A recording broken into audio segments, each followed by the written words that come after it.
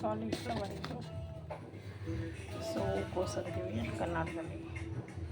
ಇದು ನಾನು ಇವಾಗ ಗೊಜ್ಜು ಥರ ಮಾಡೋಣ ಅಂತ, ಕುರ್ಮಾ ಗೊಜ್ಜು ಮಾಡೋಣ ಅಂತ ಪೂರಿಗೆ. ಇದನ್ನು ಬಿಸಿನೀರಲ್ಲಿ ತೊಳ್ಕೊಬೇಕು, ಕಟ್ ಮಾಡಿಬಿಟ್ಟು ನಾನು ಬಿಸಿನೀರಲ್ಲಿ ತೊಳಿತೀನಿ. ಹೂಕೋಸು ಗೊಜ್ಜಿಗೆ ಬೇಕಾದ ಮಸಾಲೆ ಪದಾರ್ಥಗಳು ರೆಡಿ ಮಾಡ್ಕೊಳ್ಳೋಣ. ಇಷ್ಟೇ, ತೆಂಗಿನಕಾಯಿ ಸಾಕು. ಕುರ್ಮಾ ಗೊಜ್ಜಿಗೆ, ಕಾಲಿಫ್ಲವರ್ ಕುರ್ಮಾ ಗೊಜ್ಜಿಗೆ ತೆಂಗಿನಕಾಯಿ ತುರಿದು ಜಾರ್ಗೆ ಹಾಕಿದ್ದೀನಿ. ಸೊ ನೆಕ್ಸ್ಟ್ ಐಟಮ್ ಈರುಳ್ಳಿ ಹಾಕೋಣ. ಇಲ್ಲಿ ನಾನು 2 ಈರುಳ್ಳಿ ತೊಗೊಳ್ತೀನಿ. ಇದು ಉದ್ದ ಕಟ್ ಮಾಡಿ ಜಾರ್ಗೆ ಹಾಕೋಣ ರುಬ್ಬಕ್ಕೆ. ಈರುಳ್ಳಿ ಉದ್ದ ಕುಯ್ದು ಹಾಕಿದ್ದೀನಿ. 2 ಈರುಳ್ಳಿ, 2 ಟೊಮೆಟೊ ತೊಗೊಂಡಿದ್ದೀನಿ. 2 ಟೊಮೆಟೊ ಉದ್ದ ಕಟ್ ಮಾಡಿ ಹಾಕಿದ್ದೀನಿ. ಮೀರಿ ಸೊಪ್ಪು ಹಾಕಿದೆ, ಅರಿಶಿನ ಪುಡಿ ಹಾಕಿದೆ, 1 teaspoon pepper powder, 1 spoon ಧನಿಯಾ ಪುಡಿ, 2 spoon chilli powder, 2 chilli powder, 1 ಮೆಣಸಿನ್ಕಾಯಿ ಪುಡಿ, garam masala 1 teaspoon, 1/4 teaspoon ಚಕ್ಕೆ ಲವಂಗ ಪೌಡರ್, 1/2 ಟೀ ಸ್ಪೂನ್ ಗಸಗಸೆ, 1 ಟೇಬಲ್ ಸ್ಪೂನ್ ಶುಂಠಿ ಬೆಳ್ಳುಳ್ಳಿ ಪೇಸ್ಟ್. ಎಲ್ಲ ಮಸಾಲ ಪದಾರ್ಥ ಹಾಕಾಯಿತು. ಇವಾಗ ನುಣ್ಣಗೆ ಪೇಸ್ಟ್ ಮಾಡ್ಕೊಳ್ಳೋಣ. ನೀರು ಹಾಕಿ ನೋಡಿ, ಉಪ್ಪಷ್ಟು ನೀರು ಹಾಕಿ ಒಂದು ಸ್ವಲ್ಪ ಚೆನ್ನಾಗಿ ಪೇಸ್ಟ್ ಆಗಿದೆ. ಚೆನ್ನಾಗಿ ಪೇಸ್ಟ್ ಆಗಿದೆ. ಇವಾಗ ಹೂಕೋಸು ಬಿಸಿನೀರು ಕಾದಿದೆ ನೋಡೋಣ. ಬಿಸಿನೀರಲ್ಲೆಲ್ಲ ಹಾಕಿದ್ದೀನಿ. ಇದು 1 5 ನಿಮಿಷ ನೆನೆಯಬೇಕು. ಸ್ವಲ್ಪ ಬಿಸಿ ನೋಡಿ.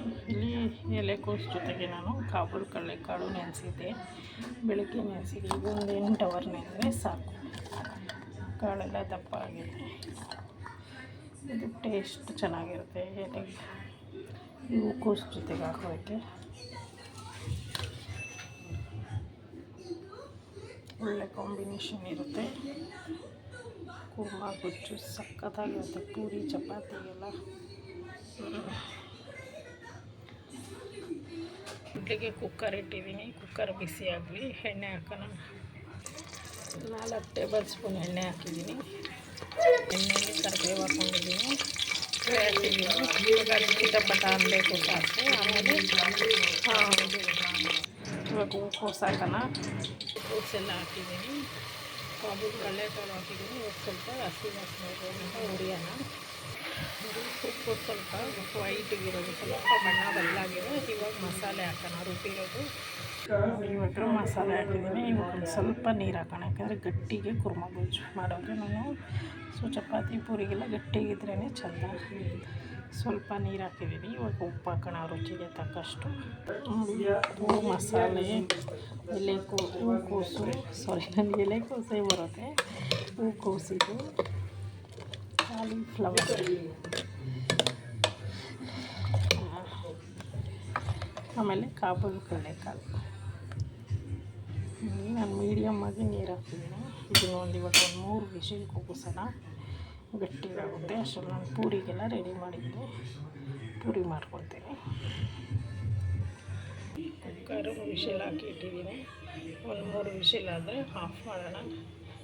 ಆಮೇಲೆ ತೋರಿಸ್ತೀನಿ ಹೇಗೆ ಬಂದಿದೆ ಹೂಕೋಸು ಕುರ್ಮಾ ಗೊಜ್ಜು.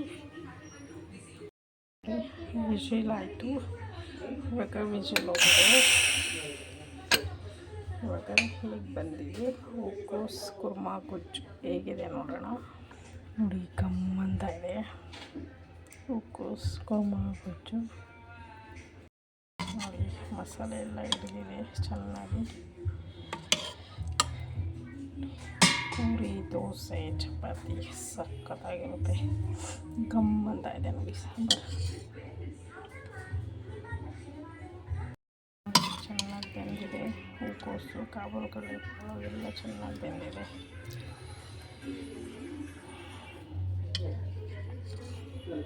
ವಿಡಿಯೋ ನಿಮಗೆ ಇಷ್ಟ ಆದರೆ ಲೈಕ್ ಮಾಡಿ ಫ್ರೆಂಡ್ಸ್. ಬಾಯ್. ಹೂಕೋಸು ಗೊಜ್ಜು ರೆಡಿ.